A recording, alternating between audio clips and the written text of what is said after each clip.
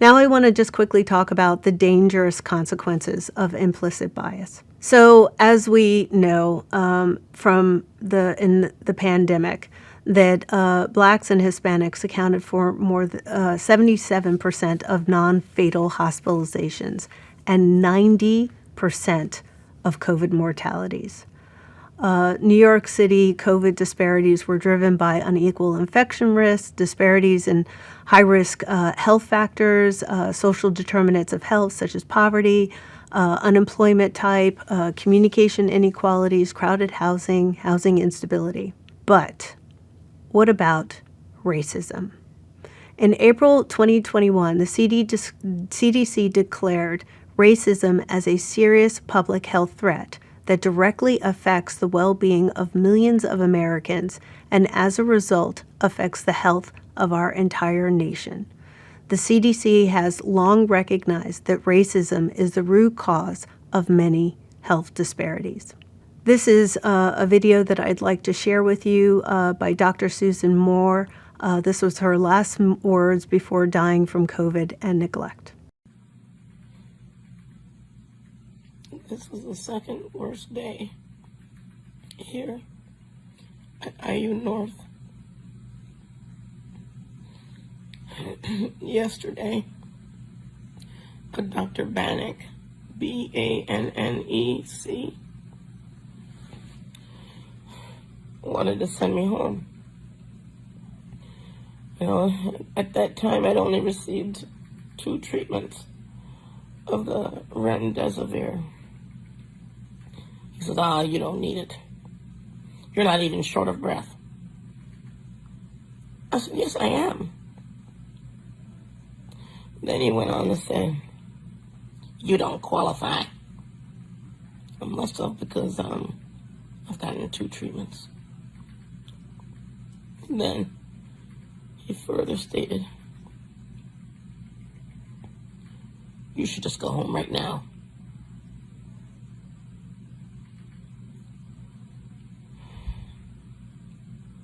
And I don't feel comfortable giving you any more narcotics.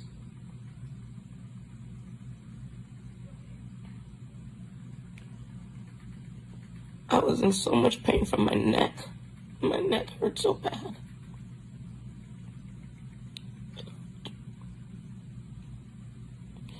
I was crushed.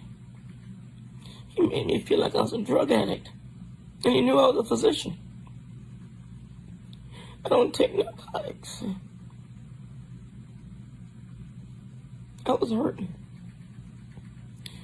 So, spoke to patient advocate who left me wanting. There's not much I can do. So I started asking, send me to another hospital where they can treat me. And if they're not going to treat me here properly, send me to another hospital. Well, next thing I know, I'm getting a stat CT of my neck with and without contrast.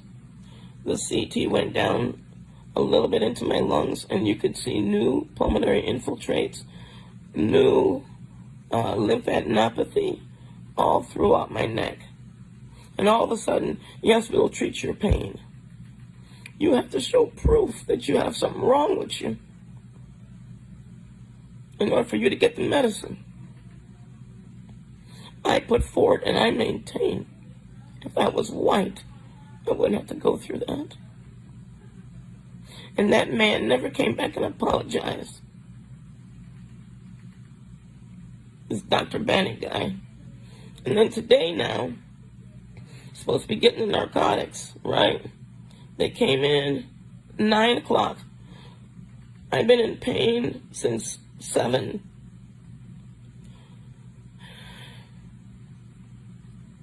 And when they came in, very, very sympathetic. Yeah, we will get you pain medicine. I don't want to give you IV narcotics. How about PO? Fine. I just want my pain to end. So then He says, well, what pain medicine? I said, I don't know. I don't take them on a regular basis. I don't even write for them. All I know is that I'm in intense pain, and morphine worked. Okay, well, we'll give you Percocet. Okay? I don't know nothing about it. I don't think I've ever had it. It was another 2.5 hours before I got the pain medicine. The nurse came in. The first thing I said to that nurse was, why did I have to wait for so long? The nurse snapped back. Well, you're not my only patient. I have 5 other patients, you know. I said, I have been in pain since 7 a.m., you know. Well, I can't be in here every 5 minutes. I said, no, you were in here once in 4 hours. What? I was in here an hour and a half to 2 hours ago. That was once, since your shift started at 7. Well, I had other people, and I had to take the shift change. We had to give report. I am a patient. Are you going to take care of me or not?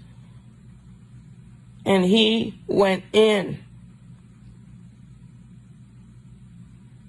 Now, that is not how you treat patients. Period. So, I don't trust this hospital, and I'm asking to be transferred. These people wanted to send me home with new pulmonary infiltrates and all kind of lymphadenopathy in my neck. The other thing that white Dr. Bannock said was that if I stayed, that he would send me home Saturday at 10 p.m. in the dark. Who does that? On a week, who does that?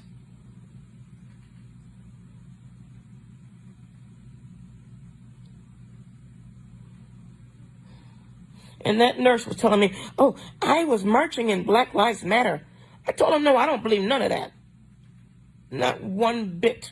Not one iota. He wouldn't even know how to march. Probably can't even spell it.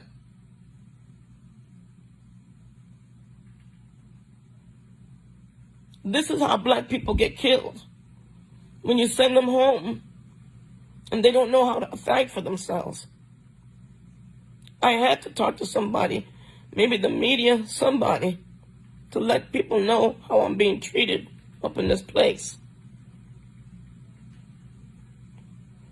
And he gladly told me, I know you're a doctor. So he didn't want the black doctor to have no medicine, nothing.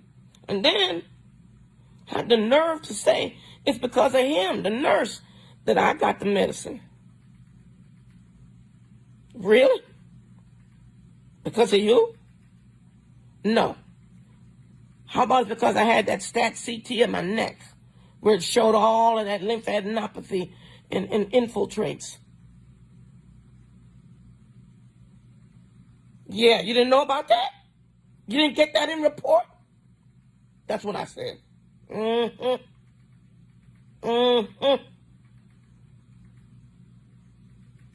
To being black up in here, this is what happens. Dr. Susan Moore died, I believe, 2 days after this video was taken. And a number of real prominent black female doctors around the country wrote a really wonderful op-ed in, I believe, the New York Times, I'm sorry, about Say Her Name. And so if you had never seen that video, I hope that you will Google it and you will share it with others. It is just a horrific example of racism within healthcare and its deadly consequence.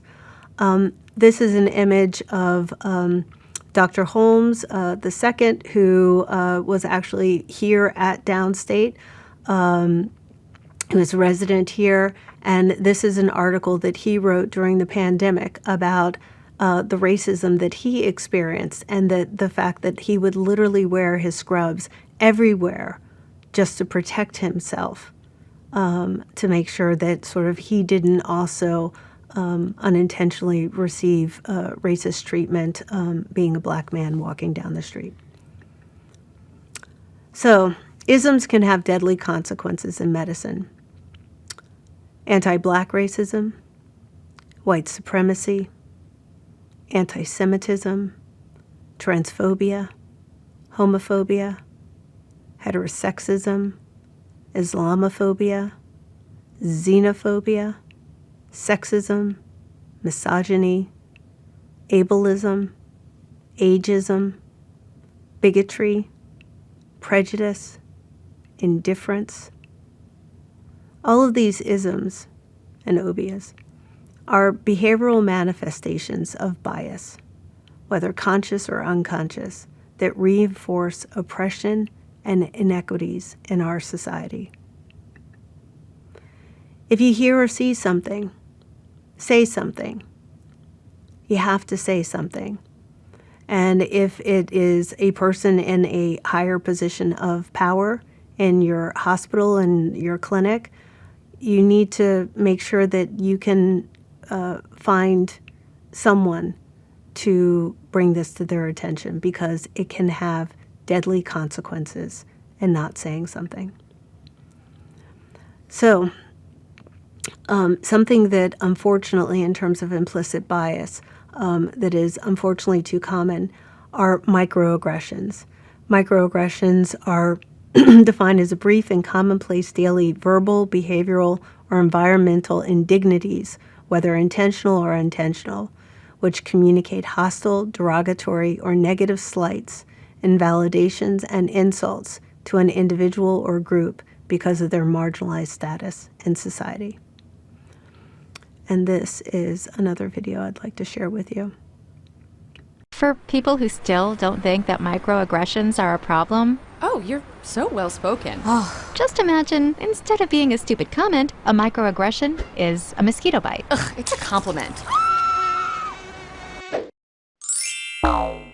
Mosquito bites and their itch are one of nature's most annoying features. But if you're only bitten every once in a while, No, where are you really from?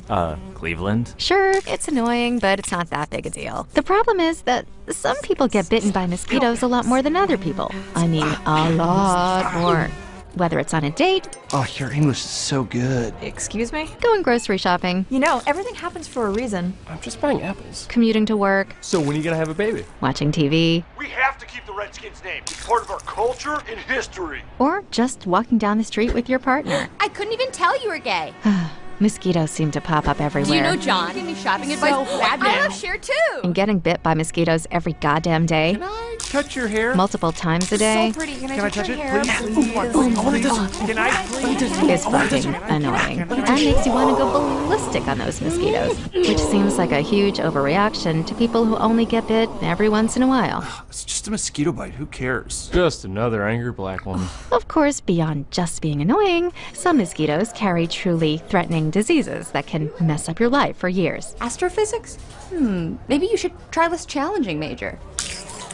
Ow! My dreams. And other mosquitoes carry strains that can even kill you. He looked like he was up to trouble, okay? I felt threatened. So next time you think someone's overreacting, just remember, some people experience mosquito bites all the time. You're all so exotic. Wow. And by mosquito bites, we mean microaggressions.